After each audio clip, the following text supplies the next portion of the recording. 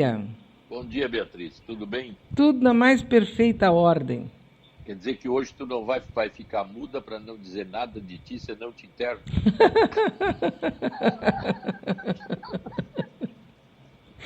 A nossa sessão vai ser no Hospital São Pedro. A nossa sessão hoje vai ser de silêncio.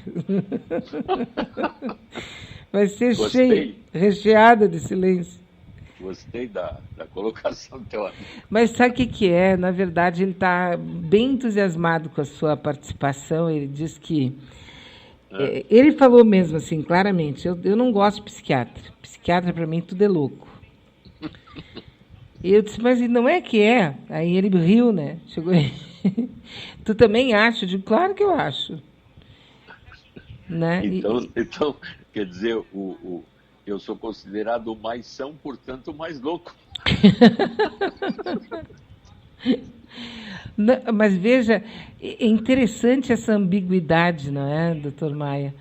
É o medo e, ao mesmo tempo, aquela é, admiração, né? Não, mas sabe que isso tem uma razão de ser, porque tem colegas, tanto psicólogos como psiquiatras, eles ficam embretados na linha teórica aprendida e aí então perdem a oportunidade. Por exemplo, tem um teórico famoso que é o Bion, que é um cara assim que teve uma raiz assim esotérica, porque ele viveu muito tempo na Índia e é considerado um dos grandes influenciadores da moderna psiquiatria ou psicanálise hoje. É o Winnicott, Bion e o André Green. São três nomes assim de grande importância que influenciaram muito. Mas o Bion, quando eu tinha que fazer uma supervisão é uma coisa assim, eu digo o que tu tens que fazer, né? Então ele dizia, quando ele ia fazer uma supervisão, vem cá, eu não posso dizer o que tu tens que fazer, eu posso dar uma opinião minha sobre isso que nós estamos vendo, porque quem sabe mais e quem tem que descobrir mais é tu. Então, essa influência teórica de eu saber, quer dizer, eu sei porque eu sei, e o meu saber é maior que o teu, deixa a pessoa capaz de embretar o outro dentro de uma espécie de zona brete. E aí, então, como a visão única pessoal é a mais importante, eu tenho que apenas contornar e apoiar. O Bion chamava de continente. Eu contenho a tua experiência e dentro dela tu vai acessando a tua, que essa sim é a real. Eu não posso fazer uma influência de dizer o que tu tem que fazer. Então ele tem razão no sentido assim que a grande maioria segue um caminho já teórico aprendido, embretante. Tipo, vamos dizer assim, uma linha mais nítida, vamos dizer, de pensamento. Eu acho que eu estou certo. Isso é que é o erro. Ah, pois é. É porque nisso, assim, tu fica manietado, né? Tu fica... Claro, porque o outro, cada um de nós tem uma experiência altamente pessoal de buscar a sua verdade dentro dos trâmites da cultura que a gente é inserido. Mas a maioria de nós vai ficando embretado em linhas de pensamento ou de ser que eu teria que descobrir um caminho altamente pessoal dentro disso. Senão, eu fico sempre seguindo uma linha. E aí essa linha, como tu falou antes, quer dizer, olha, temos que ser assim porque eles querem que a gente seja assim. Então, tu vê que nós entramos numa zona de alta complexidade, mas é filosoficamente interessante para a gente pensar que como é que eu faço, então? O caminho vem de fora e eu tenho um caminho de dentro. Como é que eu junto os dois para seguir um caminho que é mais meu do que de fora? É. E assim,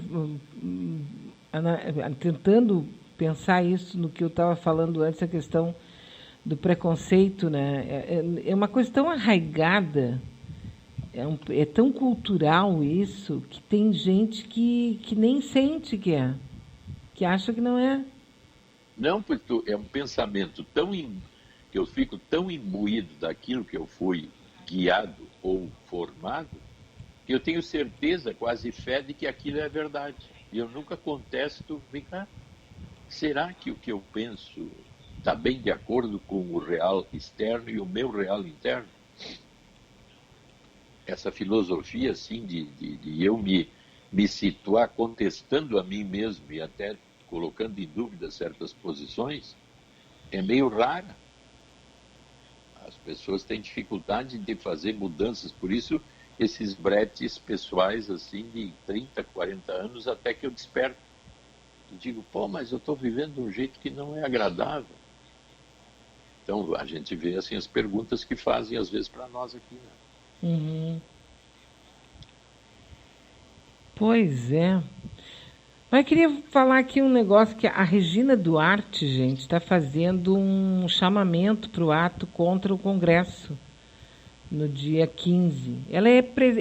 Faz parte do governo, ou seja, faz parte do executivo, numa república que tem como base 3 poderes: executivo, legislativo e judiciário. Tá? Isso é basilar e é constitucional.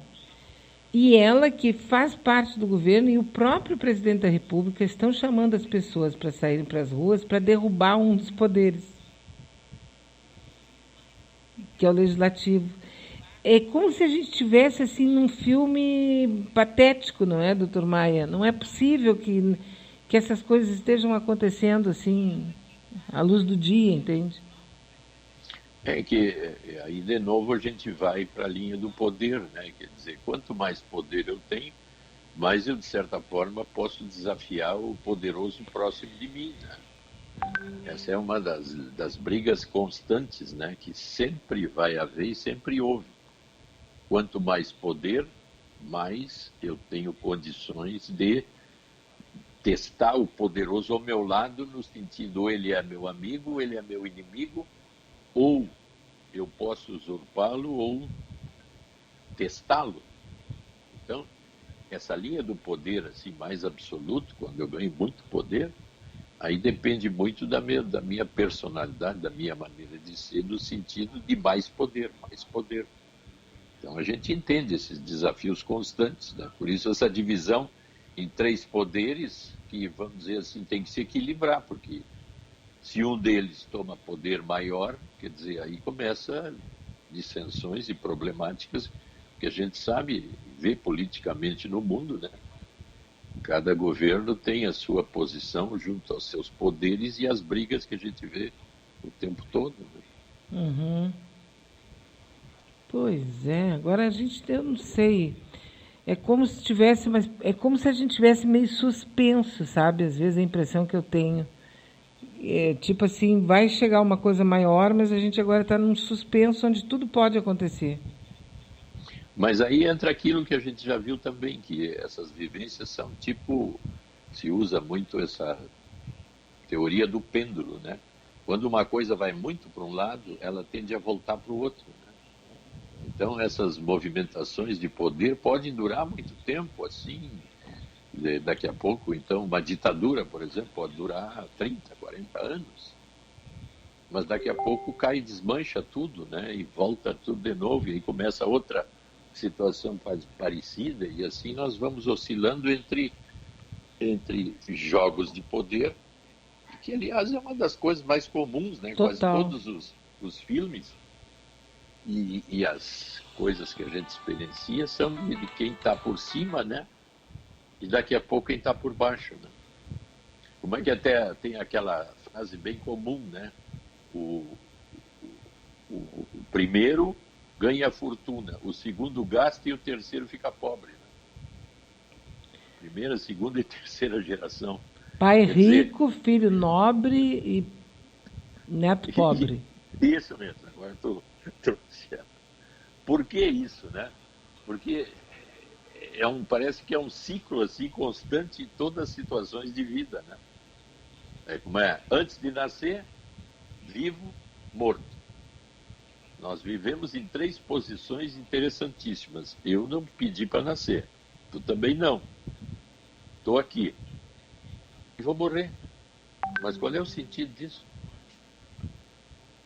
Qual é o mistério que me fez estar aqui agora e eu tenho que entender essa complexidade que me envolve o tempo todo. É. Só que daí, nesse ínterim, tu tem crianças se formando, crianças com esperança, crianças morrendo, e daí tu vê que a tua passagem pode ter alguma importância para dar algum sentido para essas pessoas e para a tua própria vida fazer alguma coisa agora.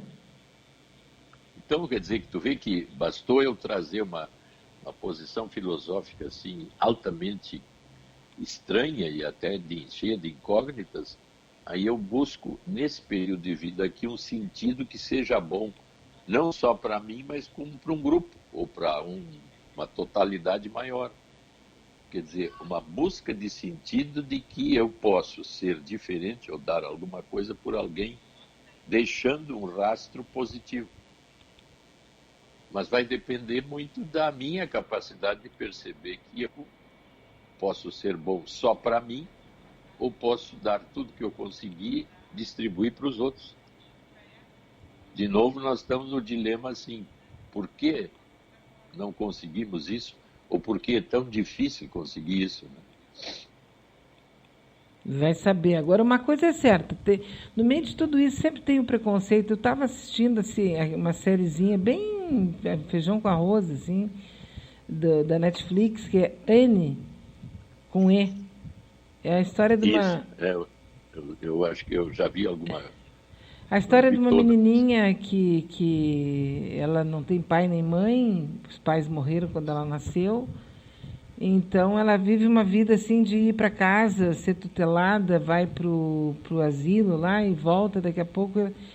E o preconceito contra as pessoas que têm menos do que tu aparece ali com uma cara assim, uma cara horrorosa, entende?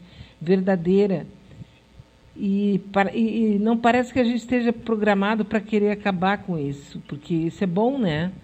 Dá aquela sensação de poder, assim, eu tenho mais do que tu, eu sei mais do que tu, tudo é mais, eu sou mais, é uma competição. Seria, no fundo, uma competição ímpar, sem fim. É porque, na realidade, isso tem que ver com o que a gente chama de narcisismo pessoal. Qual é a importância que eu tenho aqui e agora? Na fila do que eu pão. realizei na minha vida hoje, aqui e agora? Quer dizer, eu tenho que ter uma importância pessoal para mim, baseada numa importância micro ou macro social. Então, eu nasci, eu aprendi, eu entrei na cultura, eu fiz a escola, eu vou ser médico, eu vou ser dentista, eu vou ser qualquer profissão, e essa é uma realização pessoal que é transformada no poder de ter. O que eu tenho? Eu tenho isso, tenho aquilo outro, e me baseio sempre. Tem pessoas mais do que eu, tem pessoas menos do que eu. As que estão mais acima de mim, eu invejo e quero chegar. As que estão abaixo são escada. Eu piso nos degraus para chegar lá. Então eu posso ser muito egoísta, narcísico e ter preconceitos enormes com aqueles que estão abaixo. Ou apenas os uso para chegar onde eu quero. E a outra pessoa que tem mais capacidade empática de que eu sou igual ao outro, de que tudo que eu conseguir eu meio que distribuo, ou pelo menos facilito os que vêm abaixo. Então, tu vê que depende muito de um egoísmo, de ser eu. O preconceito tem muito com isso. Eu sou melhor, eu sou mais capaz. Então, tu pode ficar comigo, mas desde que tu fique numa posição menor, não de igual. Então, esse narcisismo é comum na maioria das pessoas. A gente briga pelas coisas mínimas dentro da família, em casa, no trabalho, em qualquer lugar. Eu quero aparecer de alguma maneira. Esse egoísmo faz parte da estrutura da personalidade, né? Só que se tu dá poder para uma pessoa que tem mais essa visão preconceituosa e de valor e que eu equivalho, aí os outros ficam sendo menos. Né? E mais vai ou menos haver, isso que se repete. Vai haver o sofrimento, né? Vai, daqueles que não conseguem chegar porque se erguem barreiras, né? Que hoje em dia no nosso mundo do dinheiro a gente vê que a tendência dinheiro atrai dinheiro, quer dizer, quanto mais eu tenho e mais sou capaz